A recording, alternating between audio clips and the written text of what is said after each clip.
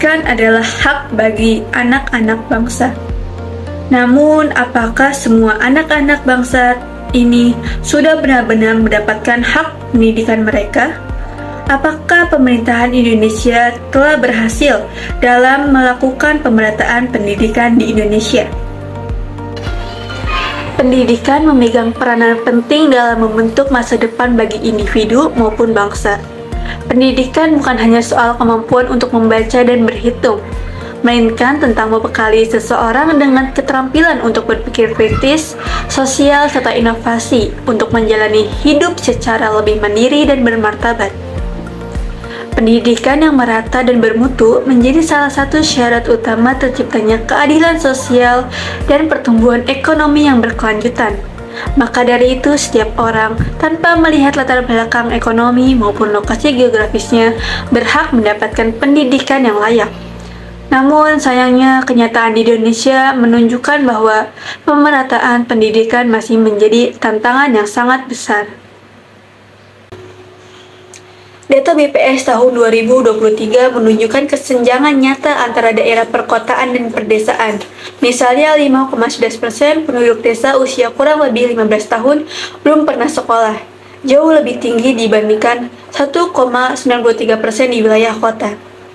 Sebanyak 12,39% penduduk desa tidak menamatkan bangku sekolah dasar, berbeda dengan di kota yang hanya 6,62%. Selain itu, hanya 27,98% penduduk desa yang tamat SMA, sedangkan di kota angkanya mencapai 49,16%. Kondisi ini tampak juga dalam akses fisik. Banyak sekolah di pedesaan masih kekurangan ruang kelas, perpustakaan, laboratorium, atau bahkan listrik yang layak.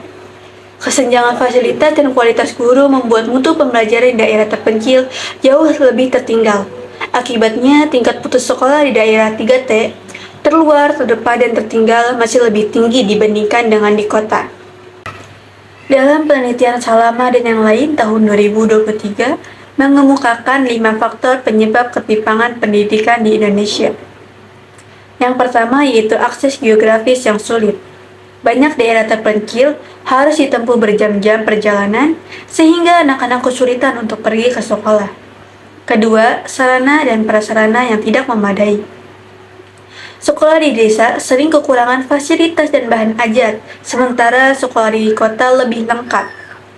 Ketiga, kualitas guru yang rendah. Guru-guru yang kurang berpengalaman atau kualifikasinya rendah cenderung ditempatkan di daerah pinggiran.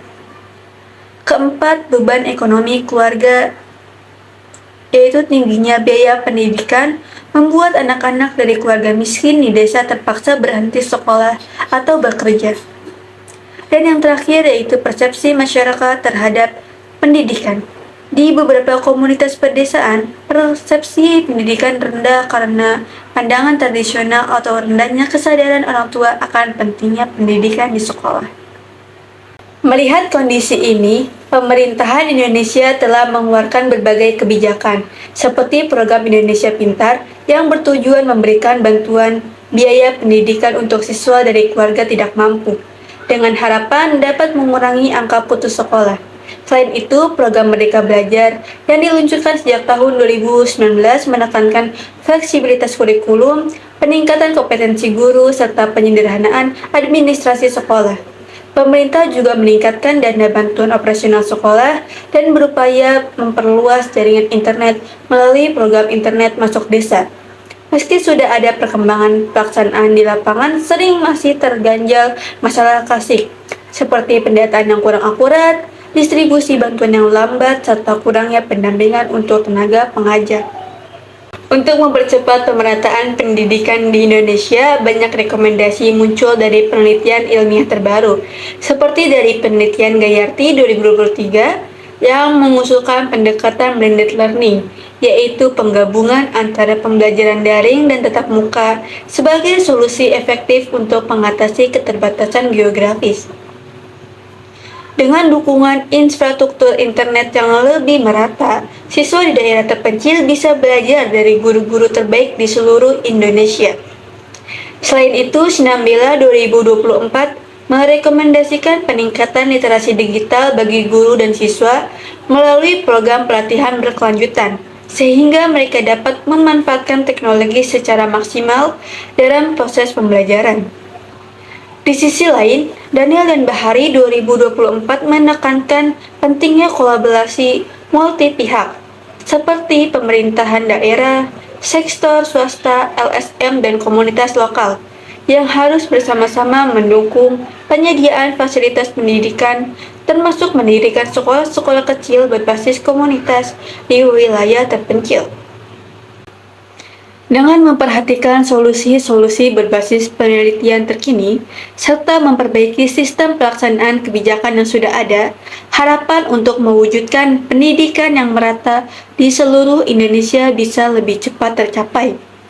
Pendidikan bukan hanya soal membangun sekolah, tapi juga tentang memastikan setiap anak dimanapun ia tinggal punya peluang yang sama untuk bermimpi dan mewujudkannya di masa depan. Sekian dari saya, kurang lebihnya mohon maaf. Wassalamualaikum warahmatullahi wabarakatuh.